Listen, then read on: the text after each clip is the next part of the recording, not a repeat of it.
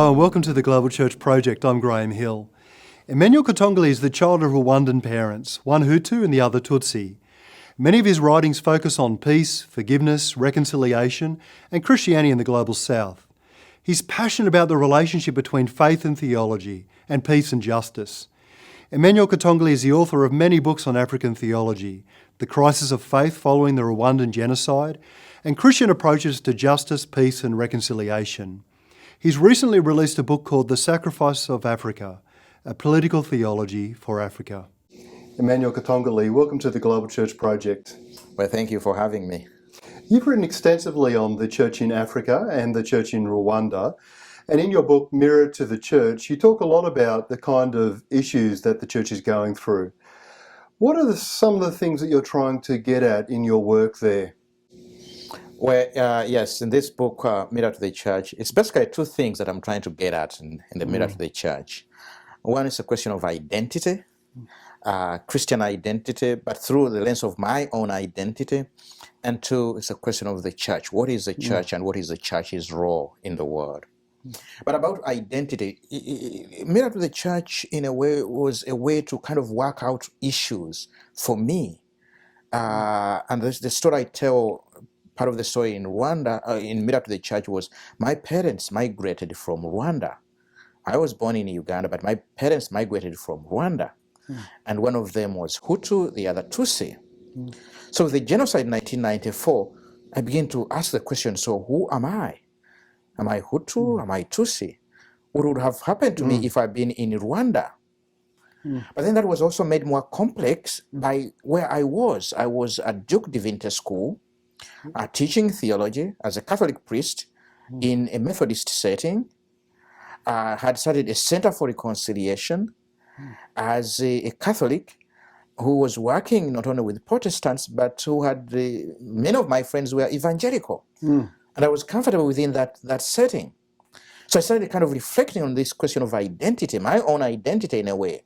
Am I Hutu? Am I Tutsi? Am I Ugandan? Am I Rwandan? I spent 6 years in Europe. Now I am in America, a Catholic, Protestant university. So who am I? So the question of identity was coming up really for me. And so Mirror to the Church gave me an opportunity to work through those issues about identity and to discover that actual identity is not a stable thing. Identities get formed. That's when I realized that that was what was going on in Rwanda. That the people that had started off kind of speaking the same language, same culture, by 1994, they had become so polarized, antagonistic, Hutu and Tutsi, stable in their identities. And so I'm beginning to wonder, what's the role of Christian identity then? Is it just kind of to map itself over and above those identities? Or Christian identity is a formation of a new identity in the world? So that's what kind of connected the second element that I'm trying to work through, the question of the church. So what is the church then? So before the Civil War, a very large percentage of the Rwandan population would have called themselves Christian. So what was going on for people in their sense of identity as they were being polarized into Hutu or Tutsi, as they were engaging in the Christian faith? What was going on in people's hearts and minds? Yeah, Graham, that's one of the most painful events about Rwanda. Rwanda was, and still is, one of the most Christian nations in Africa, over 90% Christian. The church was flourishing, and during the genocide, the church's role within the genocide was very, very complex. It was the church was conflicted. The church participated in the genocide. People killed one another, Christians. So I'm saying, what is going on here?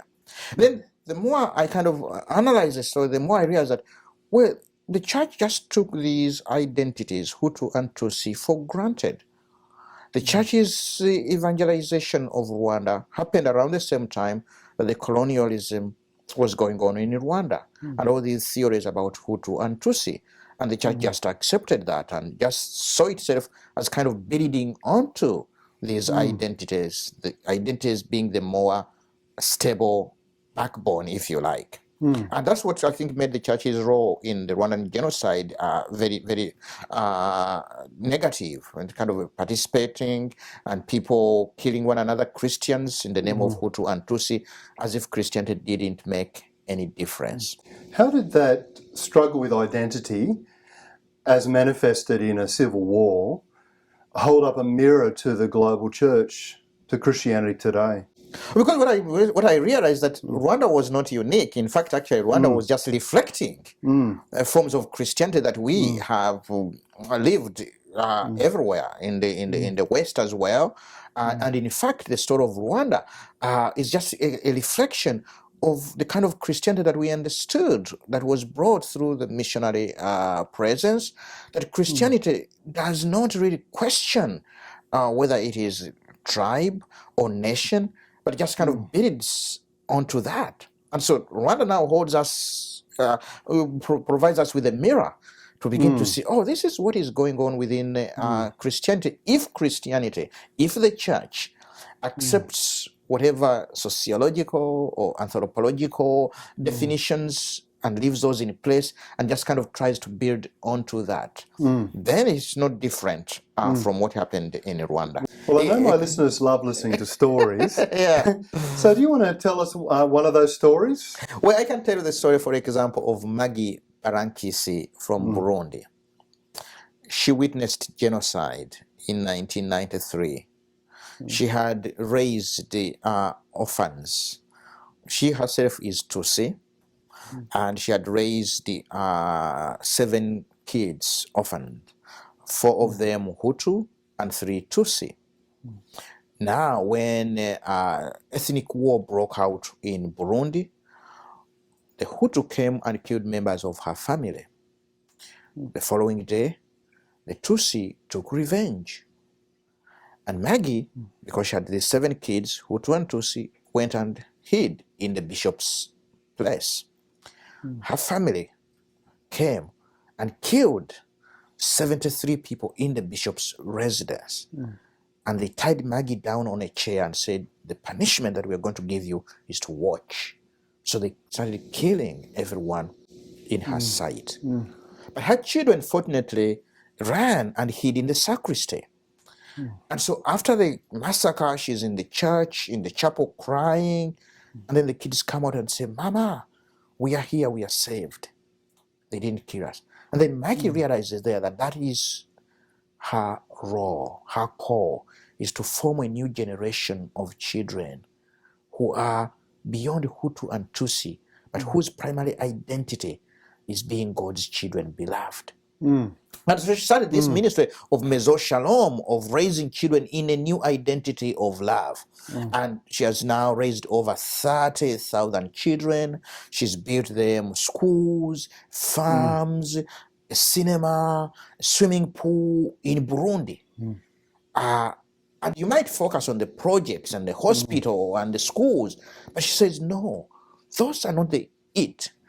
The it is the new identity into which we are called as God's children, founded on the story of love. Now, a story like that, I think I realize that this is beyond the pastoral care for orphans. This is beyond being pious. This is beyond just advocacy, change of government. This is actually rewriting a new story in Burundi, founded on a new identity. This is kind of reinventing the future. So it's stories like this that I kind of work with, that kind of really show the future into which we are called, but that is really grounded within the Christian story of love. Something like that. Thank you for joining us at the Global Church Project. Well, thank you. Thank you. Thank you very much. Yeah. You've just watched an abridged version of this interview. For the full interview, plus resources for churches and colleges and universities, please visit www.theglobalchurchproject.com. I look forward to your company next time. From me, goodbye.